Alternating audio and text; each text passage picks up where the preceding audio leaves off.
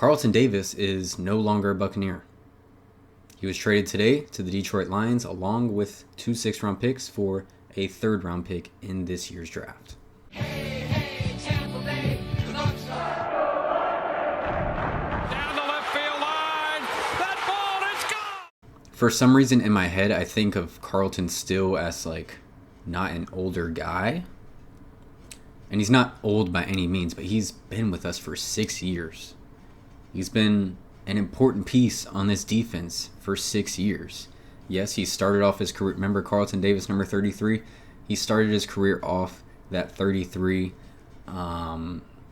Let's not lie. He used to get picked on a lot, but he upped his game to a different level, and he was able to earn that contract that he has now. I think 3 seasons ago he missed 5 games. 2 years ago he missed 4 games. Last year he missed 7 games. He's getting paid a lot of money to miss games. And Jason Light and the front office kind of had to make a decision here. We know how much Todd Bowles loves Zion McCullum. Jamel Dean is on a newer contract. So Davis was that odd man out. Carlton was, at one point, I'd say one of the best man-to-man corners in this league. And I feel like that was also known around this league. I don't know if everyone's seen the interview with Jamar Chase where he asked who's the best corner or who's the toughest corner that you've faced in the NFL. He said Carlton Davis. Jamar Chase said that. He's tall. He has that big wingspan. And he can stick to a man when he's playing at the top of his game. Zone is not his best thing. That's something that we did a lot more last year.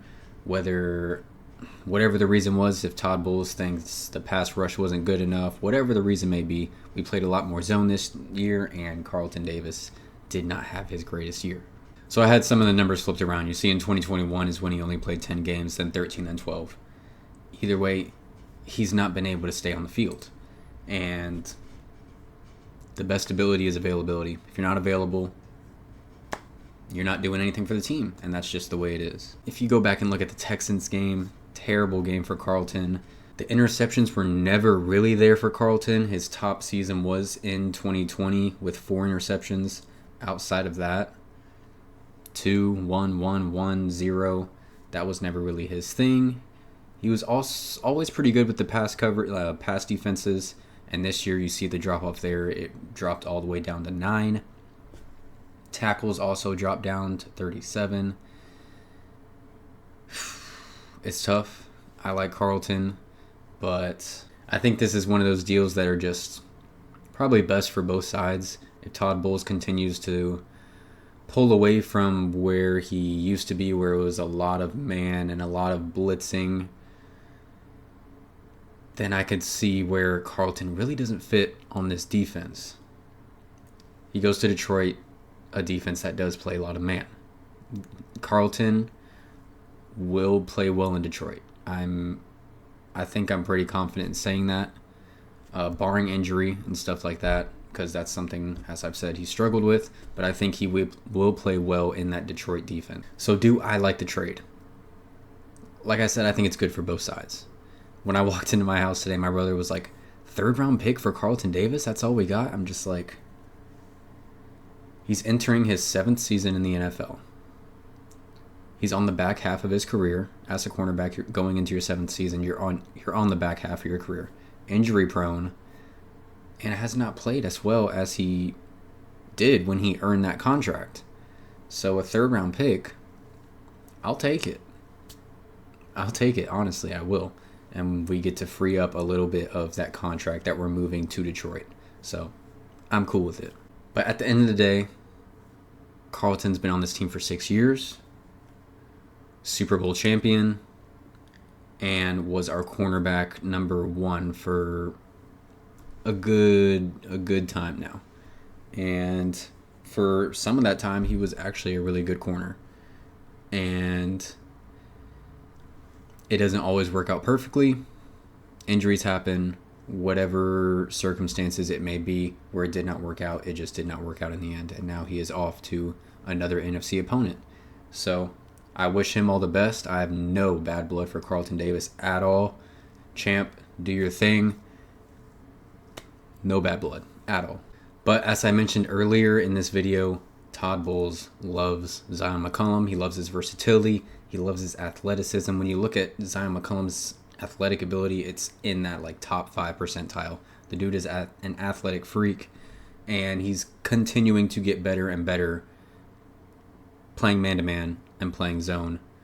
And you saw that last year. Plenty of times he was a starting corner because either Jamel Dean was out or Carlton Davis was out, and he held his own. And you can see that huge jump from year one where he was just getting picked on, looked lost, to this year where he looked like he belonged as a starting corner. And then that versatility aspect, we saw what he did in the wildcard game. The dude played safety for the first time in his career in a playoff game and played well. He didn't go crazy, but he didn't play bad. He played well. And that's valuable. In terms of depth, I think the Bucks are still going to need to pick up another corner. Probably it'll happen in the draft. They might even use that third-round pick that they got from Detroit on a cornerback in the draft. Who knows how it'll work out. But cornerback is a position that we obviously know needs depth with the injuries that we have seen over the years with Dean and Davis. Dean is still on the team. Dean is still an injury-prone player. We haven't seen any injuries with Zion yet.